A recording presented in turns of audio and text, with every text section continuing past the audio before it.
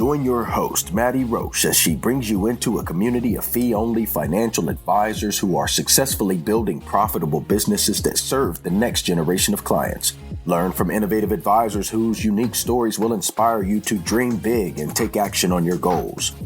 Are you ready to live your best life and help your clients live theirs? Then you're in the right place. Hello, and welcome to this episode of XYPN Radio. I'm Maddie Roche, your host.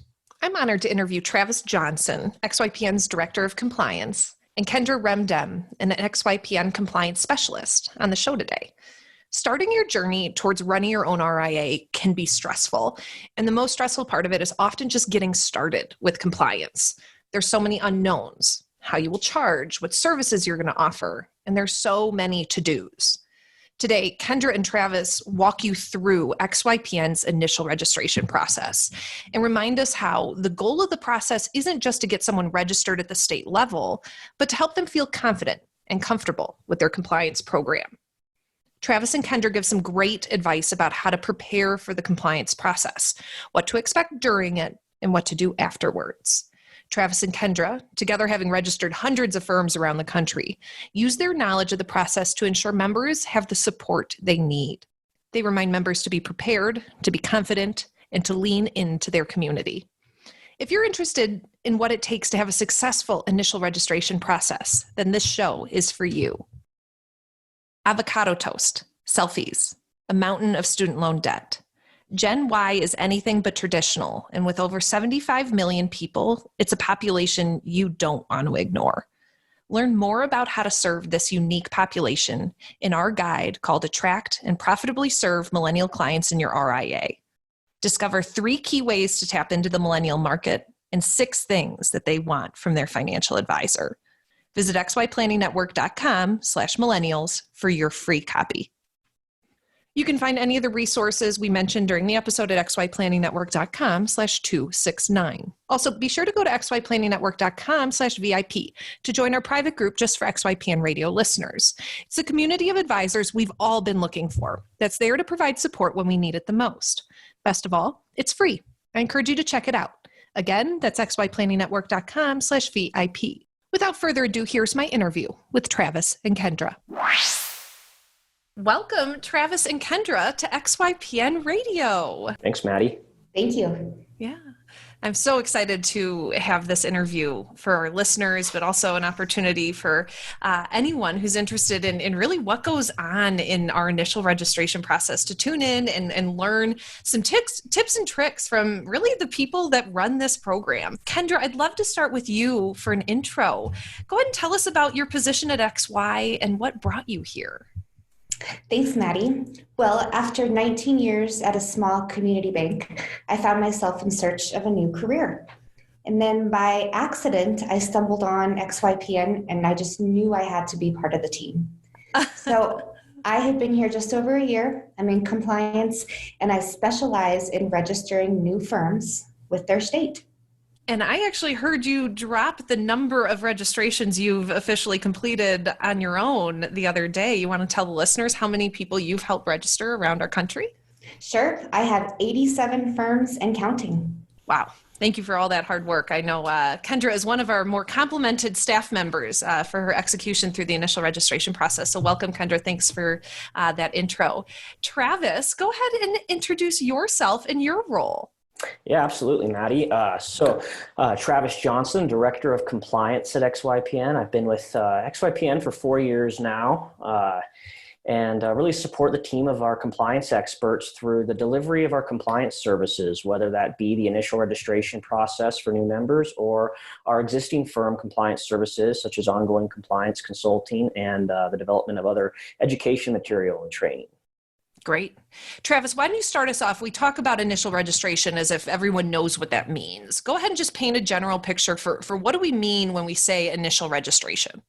Yeah, so advisors that are, if you're currently with a broker dealer or another RIA and you want to break out on your own, the first thing to do from a process standpoint in terms of starting your own business, one of the first things you have to do is get your firm registered.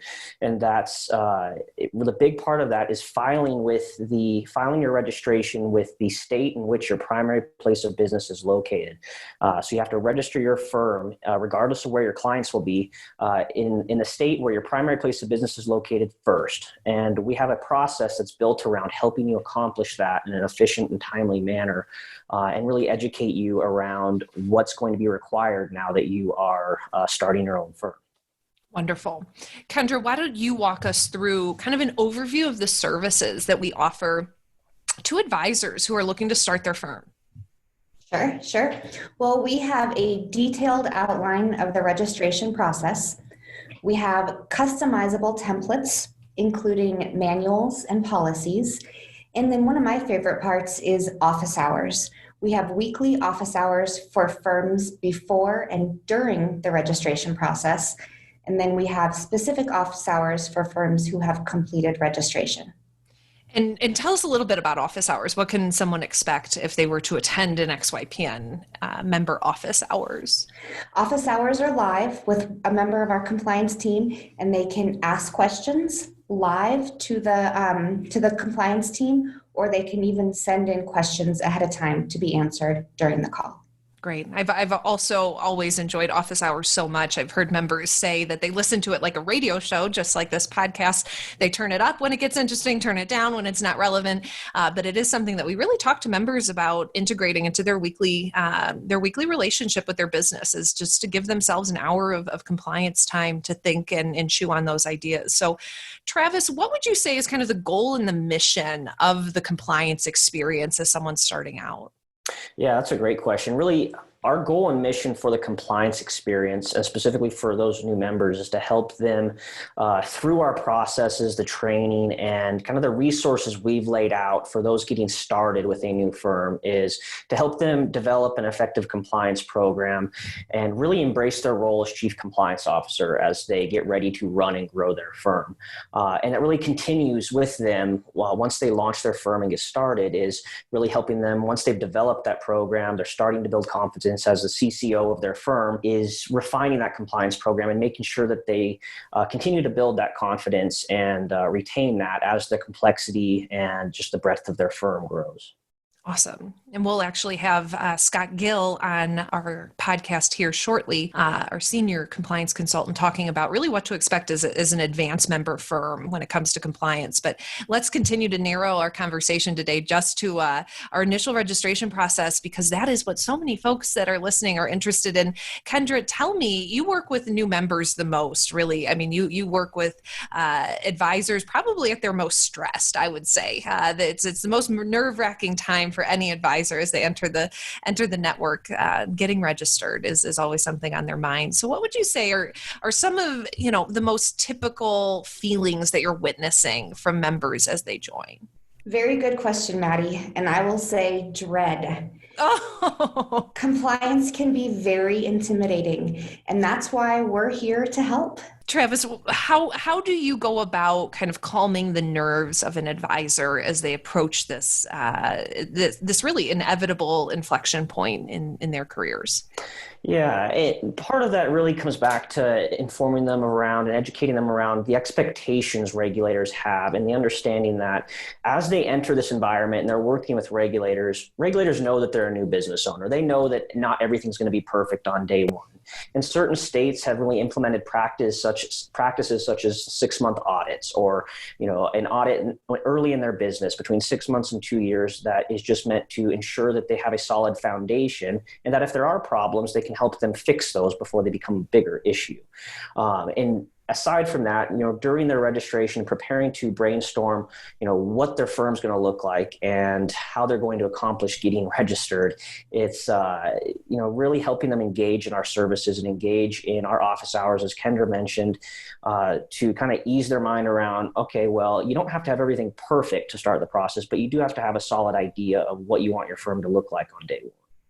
Great. And we'll dive more into that and some of those areas in a moment.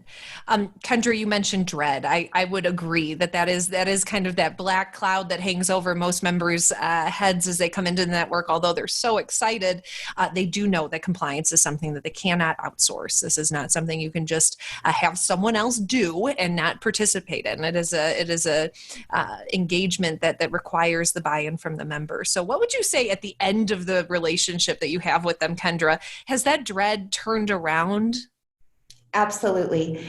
Generally, by the end of the registration process, when the firm gets approved, the members have taken a very active role in preparing and refining their documents, and they have embraced their role as the new Chief Compliance Officer. They can look at an ADV and not be intimidated, right? Correct. Good. That is the goal. Travis and our listeners, please pull out a pen, take some notes. Of course, when you join the network, you will have all these outlines provided to you. But Travis, walk us through kind of the actual IR process, the initial registration process. What can an advisor expect as kind of the different points along the way? Yeah, absolutely. And, I break out the process really in a few phases, really. And it's starting with the information gathering. So before we can draft and submit your documents, we really have to know, what is your firm going to look like on day one? When regulators approve your firm, you open your doors and you start bringing in those first few clients. What are you going to be prepared to offer your clients, and how are you going to charge for that? So you have to have a good idea of what that's going to look like at the start of the registration process. So helping you gather that information in order for us to draft your compliance documents is really the starting point. Once you get through that, and our compliance team, you'll have a dedicated compliance expert that's going to work with you through the registration process. Once we've gathered all of the information, our compliance team goes back and we're going to draft your compliance documents. And it's those documents that are required in order to register in the state in which you're registering, or the SEC at that matter. And those documents typically include your Form ADV. It's your firm brochure you have to provide to all of your clients, copies of your client agreements that you're going to have your clients execute in order to work with your firm. And then there'll be other kind of supplementary ancillary documents based on the state that you're registering in that will help you prepare and then submit to the state in order to complete really what we call a full investment advisor application, the application to register in their jurisdiction. Once they get through, so we've gathered all the information, we've drafted the documents, and now the advisor's provided us authorization to file those. It's really the first big milestone. That first part of the process we control between the advisor we're working with and our compliance team. We ultimately control the flow of that process through gathering the information and drafting the documents. Now, once we've filed it, it goes into the regulator's hands. And they're going to go through and do a very thorough review of the services they've disclosed, how they're going to be compensated for those, and all of the other disclosures around their business practices, brokerage and trading practices that we will have developed during that drafting phase. And they're going to send back a comment letter, otherwise known as a deficiency letter, that really lays out the questions the regulator has, or any required changes, and any other additional areas that need attention from the advisor based on the regulator's review of the documents and how it aligns with the state's rules and regulations that they're registering in. And this is where a lot of advisors can tend to get more intimidated around the process. Is a lot of the regulators, they communicate in a very firm and direct format, and it can be intimidating. So that part of the process we help with through, we let the advisor know that once everything's been submitted to the state and they start receiving communication from the state regulator, they just need to forward it to the compliance team member that they're working with, and we'll prepare a response letter and we'll help them work through all of those items that they need to address to make sure that they're on the same page with the state regulator in terms of what's permitted, what is the disclosure actually saying, and if there's any other areas that need to be addressed in order for the state to approve their firm. We'll help them do that, submit those revised documents, and then they should get their approval.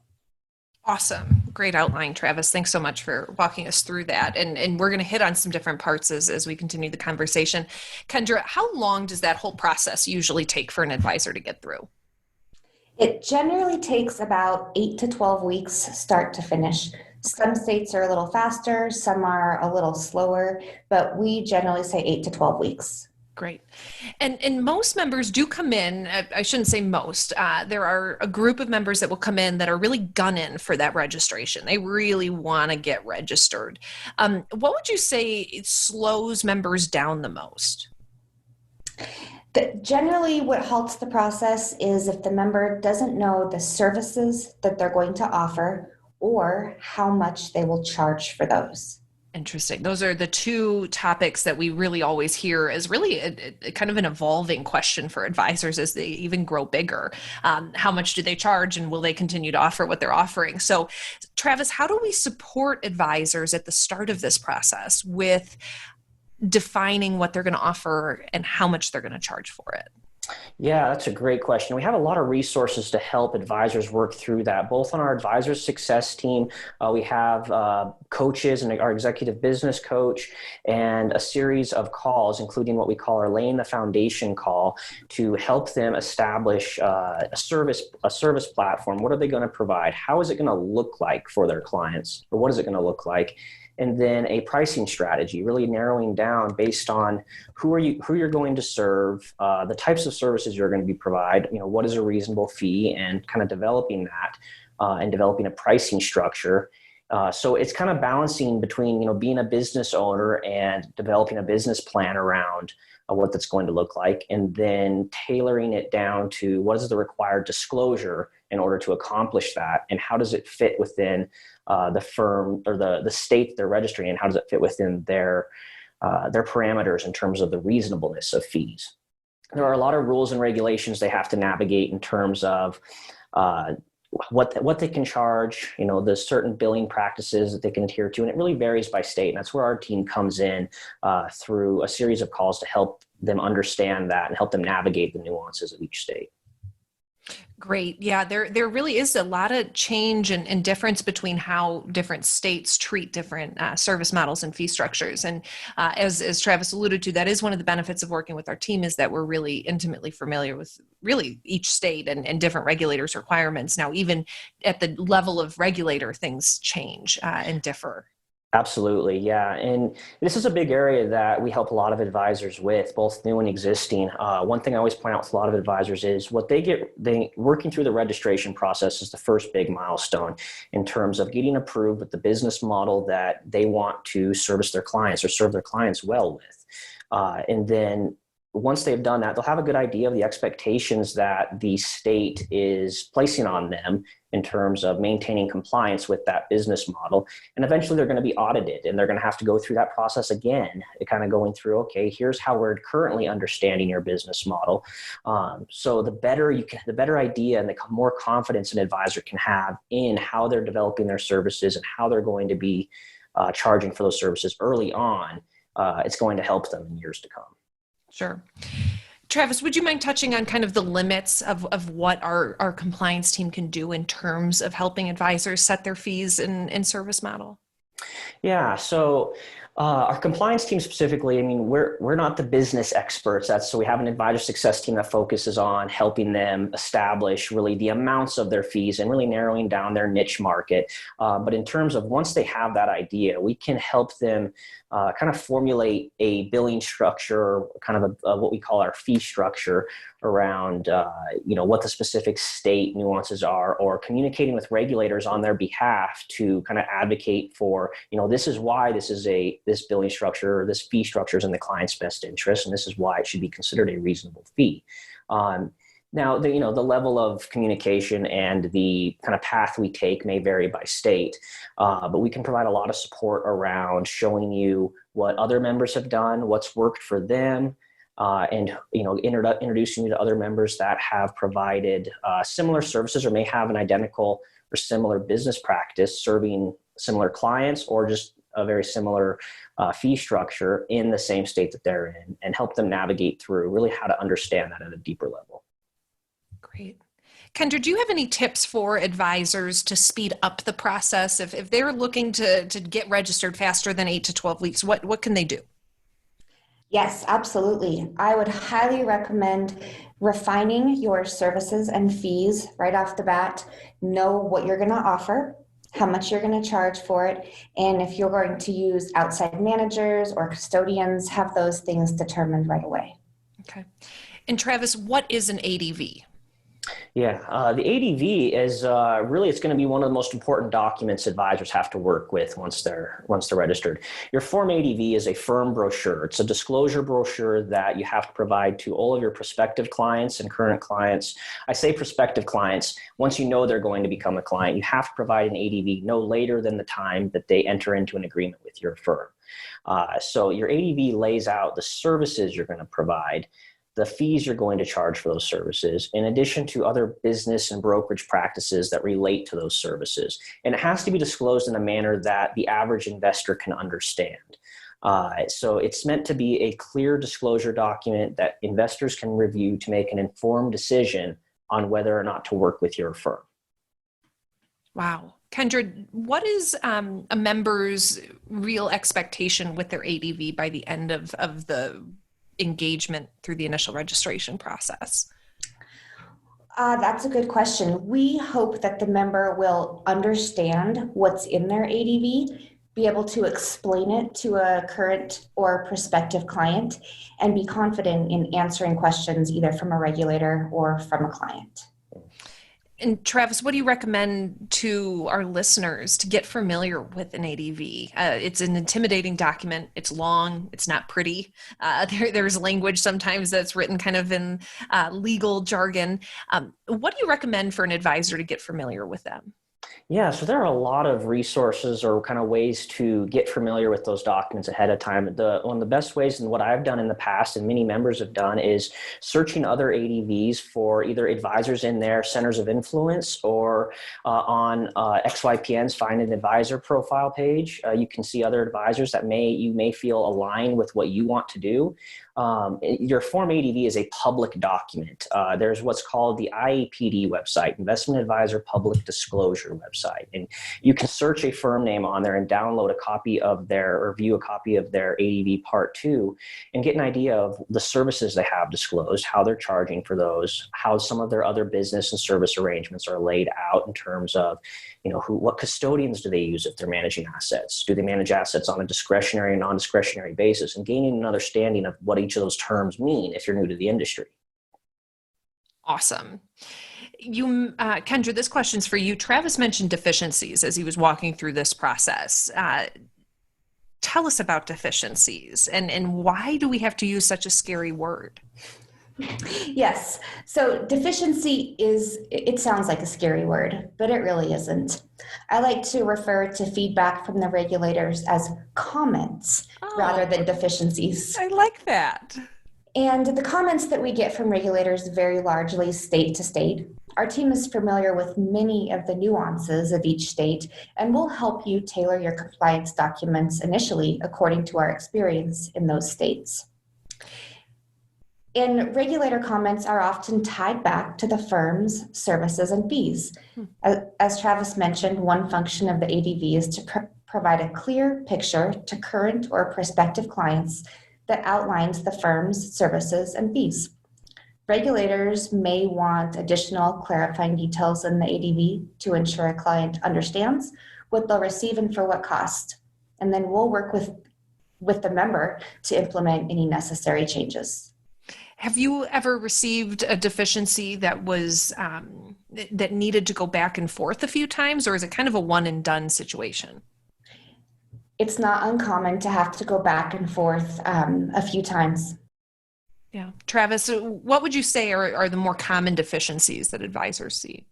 Yeah. So again, kind of going back to what regulators are reviewing these documents for, they're reviewing them in relation to the state's rules and regulations and their priorities or interpretations around. So what you see in the state of Washington is going to vary widely from what you see in, the state of Florida or the state of Texas, because through their examinations, their audits, they experience different issues at firms. The most common deficiencies, I would say, across all states relate to the reasonableness of fees, which can simply sometimes come back to explaining to the regulator and helping them understand the firm's business model and why those fees are reasonable for the level of service provided or the types of clients they're going to be serving. So this is where it comes back to developing a very clear niche. The other common deficiencies are going to be around, a lack of understanding or a lack of clarity, maybe based on what the advisor says they're going to do. If the regulator interprets, well, this doesn't seem quite clear. If we don't understand it, we think that your average investor may not understand it. So they may ask for some different clarifying language in terms of the level of service or the frequency of services that are going to be provided. Great. I'm wondering, Travis, there is a gap in time where advisors kind of, as I describe it, they have to twiddle their thumbs. They're just going to wait until the state approves their firm. What are we doing with members during that time, and what can they be doing as an advisor before they're registered, but can continue to stay up to date with what they need to do? Do you have anything that you recommend advisors do during that time? Absolutely. And just talking with advisors that move through the process, a lot of them, as a new business owner, compliance is only just one aspect of what you're preparing to do as you launch your business. You have, building a sales pipeline, building a website, covering a lot of other areas of your business that are going to need to be set up in order for you to open your doors. So we have other resources within the network, that checklists and kind of new business resources that you can kind of go through and make sure you're covering while you have downtime when you're preparing to register your firm. Outside of that, there are additional compliance documents that really you don't need to have in place in order to get registered. But as a best practice, you're going to want to have in place before you get too far down the road and having a large enough client base where you don't have the time to go through and create new compliance resources or set aside a day or two each week to do that. So we may send you additional documents that we say, okay, well, in your state, this may not be required now, but you may want to take some time to review this, such as a business continuity plan. In some states, it's not necessarily required to have a written policies and procedures manual, but we recommend that in all states. So we may still suggest that you go through and start refining that and at least start getting a solid idea of the policies and procedures that your firm's going to have in place. And we'll guide you through that, even if it's not required during the registration process. If we send it to you for review, we'll definitely be there to answer questions as you work through tailoring any additional compliance documents during that time. Great. And it's also during that time that we kind of front load a lot of programming. That's when you're invited to participate in different kind of preparing to launch programming put on by our advisor success team. Isn't that right? Absolutely. Yeah. Our advisor success team has developed some really great programs to take you through, whether it's preparing to launch your firm and then getting into, getting your first 5 clients in the door. We have what they call a call series, a client acquisition launch lab that one of the advisor success team members will take you through. And a lot of this happens during the time that you're either waiting for their final approval or shortly after you get approved and you're not quite ready to open your door, but you have a registered business. So it's, answering those questions around what's next. Yeah. Awesome. I'm wondering, Kendra, what would you say our communication expectation is with members during this process? What can they expect from you? What can they expect from our team? And what do we expect from the member? Very good question. So as soon as the member engages us for registration services, within just a few hours, maybe even within the day, their application is assigned to one of the members of our team, and we will reach out to them right away and give them an outline of the steps that we'll be taking together over the course of the next 8 to 12 weeks. And we hope that alleviates a lot of the confusion for what needs to be done and when. Great. Travis, Scott Gill used to always say there's no 2-minute compliance question. And that is because that is really true. Most advisors, if they had full access to your team, they would want to talk to you for hours about compliance.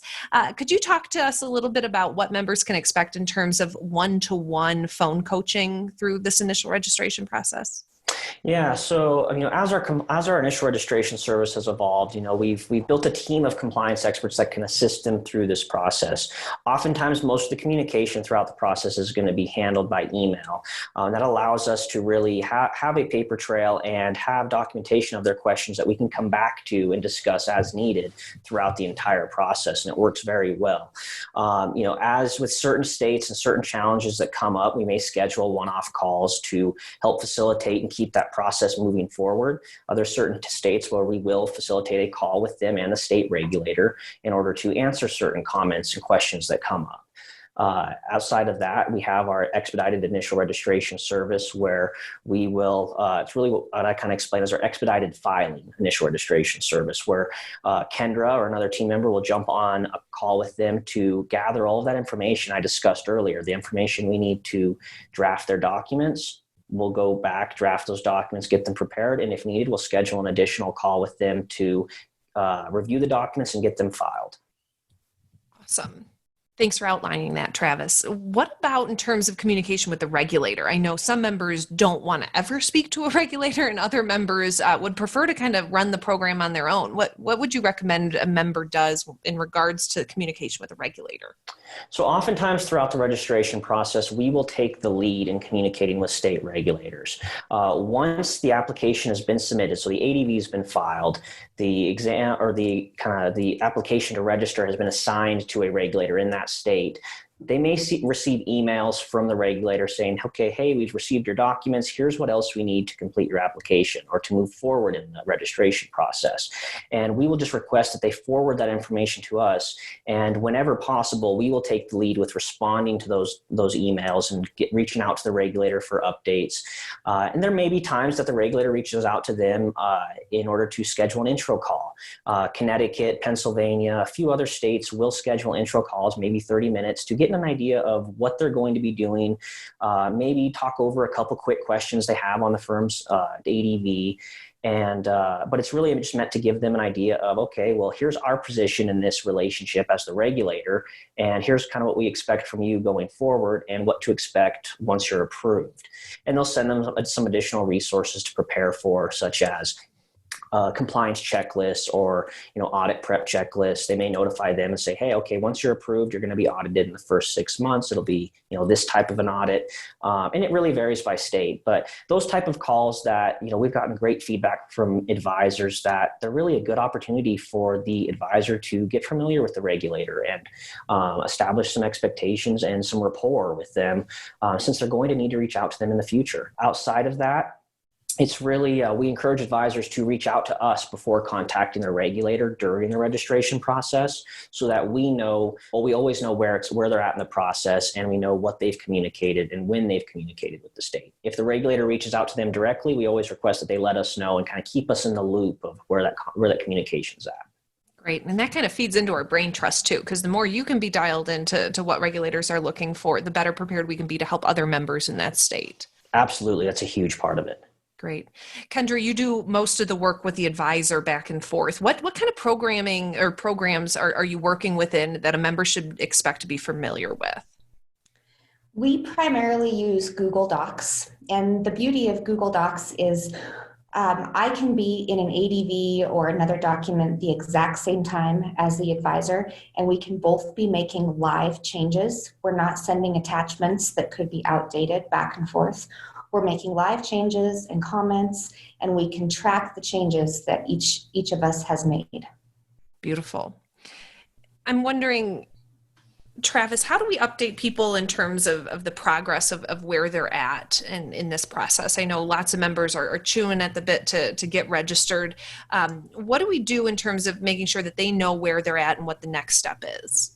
Yeah, so the biggest thing we can do on our side is, each communication we send them as we move through the process, ideally we'll set and maintain expectations with, okay, well, now that we're here, here's what we're going to be working on, or here's what we need you to be working on. And then once everything gets to the regulator, we'll say, okay, well, the regulator is going to be working on this. If the regulator hasn't established expectations with them, we're going to try to do that and state that. It may take the regulator 2 to 3 weeks to prepare their response. If we don't hear from them by the end of next week, we'll follow up to confirm receipt of the documents and just see if they need anything additional from us to keep the application moving forward.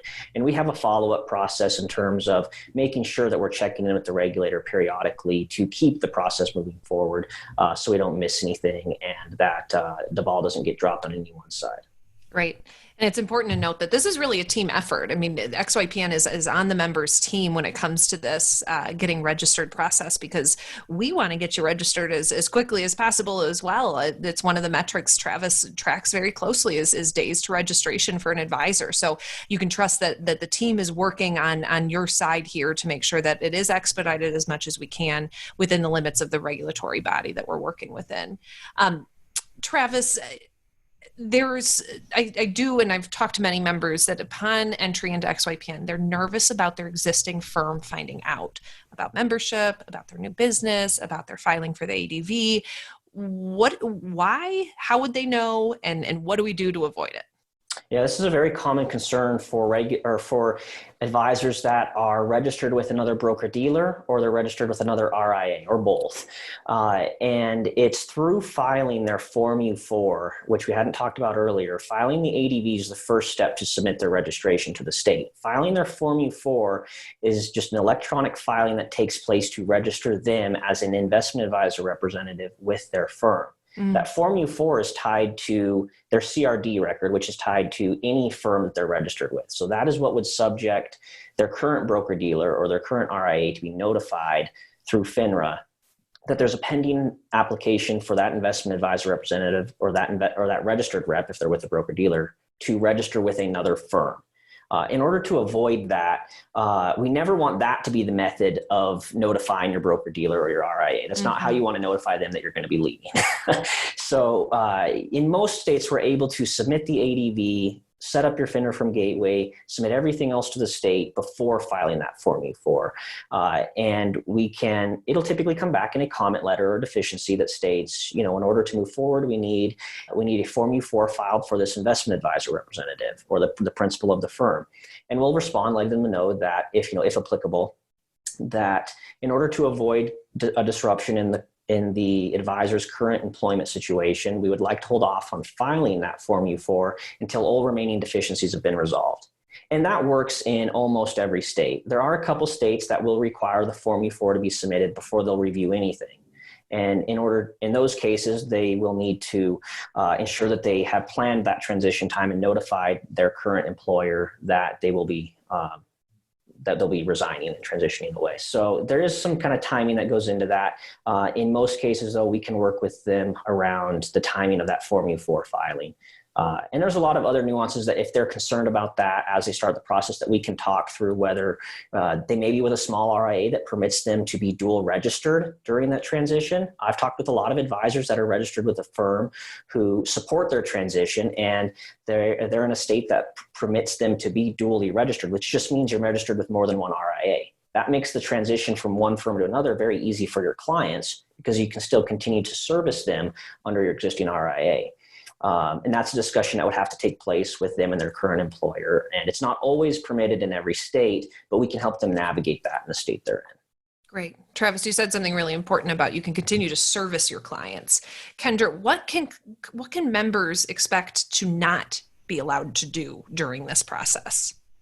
Members going through the registration process cannot advertise or talk about their new firm until their registration has been approved.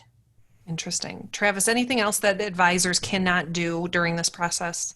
Yeah, so what will typically come up and what regulators will look for during the registration process is, are they holding themselves out in any way as a registered investment advisor prior to being registered? And this could be updating your LinkedIn profile to state that, you're the president and, investment advisor of, ABC Financial Planning, where that is technically through a social media platform such as LinkedIn, Facebook, or your website is considered advertising in the regulatory environment. So if you're holding yourself out as being part of this firm, you're implying that your firm is offering services and is a registered investment advisor. So I recommend holding off on making any of those updates.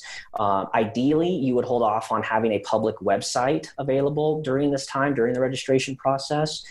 If you do have a live website coming into it and you don't want to make that private, either through you've had an existing business that you're transitioning to an RIA, such as a CPA firm, an accounting or bookkeeping firm that you're now forming an RIA under, or just a financial coaching business that you're now establishing as an RIA and you don't want to lose the traction you've gained on your website, we can work with you on that. It's going to bring up additional questions during the registration process. We need to be prepared to answer those.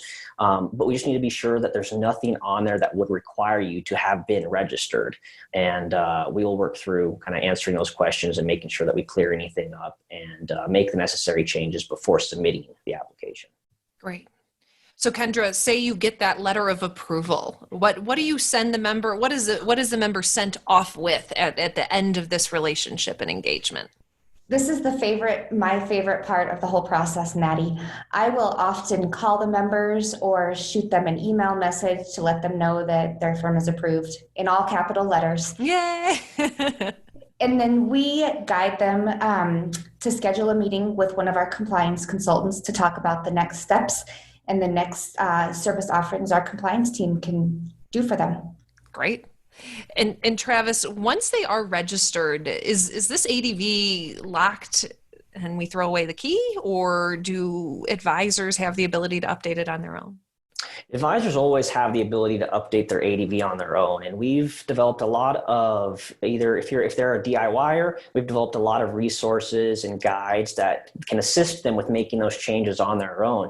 As we mentioned earlier, our goal and mission within our compliance department is help them embrace their role as chief compliance officer. So we don't force members to go through and work with us to make every single change that they need to. We have services available to assist them on an hourly or ongoing basis to allow them to spend less time on compliance and still make sure that they're doing everything in a compliant manner. So if they want us to assist with those changes, we're there to help them when needed.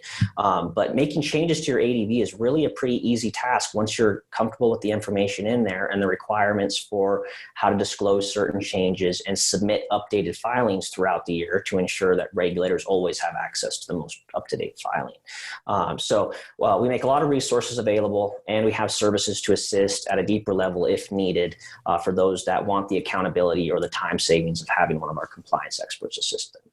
Awesome. And I know, Travis, you're very proud of the team you've helped build out here, because that was really a member request over the years, is a higher level of compliance coaching, especially for advisors as they get into kind of that scaling phase that we talk about. We always want to be able to offer advisors at any level post-registration support from us. But that is something that most advisors I hear, they don't like to update their ADVs. They think that it brings up red flags with the regulators. Is that your experience, Travis? From a compliance standpoint, it's really not. The updating your ADV on its own doesn't raise red flags with the regulators. Regulators want you to be maintaining these documents and ensure that they accurately reflect the services you're providing and how you're delivering those services, including how you're charging for them. It should always be accurate compared to what you're actually doing for clients and the agreements that are signing. So you want to review your ADV regularly. You want to ensure that it grows and evolves with your firm. And that's why, we have a lot of resources and support around making those changes. And that's one of the most common things that we assist members with post-registration is updating their ADV as their firm evolves. Great. You touched on audits earlier, and that's a word like deficiencies that advisors do not like to hear. Audits are part of the process, and we had Kingston Holman on several months ago talking about the audit process and how to prepare for it as a former state regulator. I'm interested, Travis, what's the reality of an audit? What realistically, if you had to coach someone on what an audit is and what to expect, what would you say? Yeah, so an audit or a regulatory exam, depending on the state that you're in, some states use different terms, is most of the time it's going to be what they call a routine exam. States periodically, the state regulatory division or the securities division is in place to protect consumers. By doing that, they have to ensure that the investment advisors and the other financial service professionals that are registered are doing business in accordance with the rules and regulations of that state. So oftentimes, states will try to audit firms every 3 years. However, that may be the goal. Many states don't have the capacity, the staffing, and resources in order to meet that goal. So you'll see some states that, I've talked to firms that haven't been audited in 10 years. I would always kind of have the expectation set that you should be audited every 2 to 3 years. You may not, and that's fine, but in terms of keeping up with your compliance program once they get started, expect that you're going to be audited, every 2 to 3 years, or, more frequently if the regulator, sets those expectations with you. And really what to expect for that is it's going to be a review of your business practices. First, your disclosure documents. Are you ensuring that everything you say you're going to do in your ADV and in your client agreement, you're actually doing? Regulators want to know that. This goes back to the accuracy of your documents. If you say you're going to do something, you need to do it. In developing their books and records or their policies and procedures, regulators are going to go through a very detailed review of how you're storing your documents, and in connection with your policies and procedures, how you're addressing certain things within your firm to ensure that you are, operating in a consistent manner, and that there's no gaps in your compliance program. So there's a lot of resources we have around educating you and helping you develop those programs and implement them in a consistent manner. Totally. Awesome. Travis, you could talk at length about compliance. I love talking to you and Scott and everyone on your team, because the passion is so clear from as you guys talk through it, the expertise that you have around these topics, and the comfort you can really display as an example to members to have with it. XYPN has done a lot of advocacy over the years for members as they approach their registration process, as they continue to maintain state registered RIAs. Wondering if you can just paint kind of a general picture of some of our problem states and what we've done in response to make sure that we're advocating as best as we can on behalf of members, knowing of course that we do have to pick and choose our battles. And we track immense data on the back end here about what states are running up against any issues. Yeah, and I always start with, it's important to keep in mind the reason these regulatory authorities are in place, and it's to protect consumers. Going back to that, is that they're not trying, most states, they're not trying to, limit your ability to work with clients, but states have a very established understanding of how the industry works, and it doesn't always evolve as we feel the industry should evolve, or how on our side of the industry how we see fee-only financial planning evolving. Regulators are used to they're basing their rules off federal regulations that were drafted in 1940, when the industry was entirely different than it is now. And while there has been updates and states have their own sets of rules and regulations that they follow, a lot of them are still based on those original rules. So in different states, you'll see interpretations that vary from state to state. Washington has a very specific set of interpretations around how they view ongoing financial planning fees versus just traditional investment management, where they require everything. Currently, they require everything to be tied back to an hourly rate in order to demonstrate that you're earning those fees that you're charging clients on an ongoing basis. Whereas other states may require substantial disclosures, or they may have caps on hourly fees you can charge. Utah only allows you to charge currently up to $150 an hour. And there's a lot of nuances between each state, and we work hard to work with them. Michael Kitsis and I had a call with NASA, the North American Securities Administrators Association, which was represented by 8 different state regulators on a committee that is currently forming guidance for states to follow on how to audit and regulate ongoing financial planning fees. So we take a lot of steps with different states in order to really help build that relationship with them and ensure that they can understand what our advisors are trying to do in providing fee-only financial planning to their clients.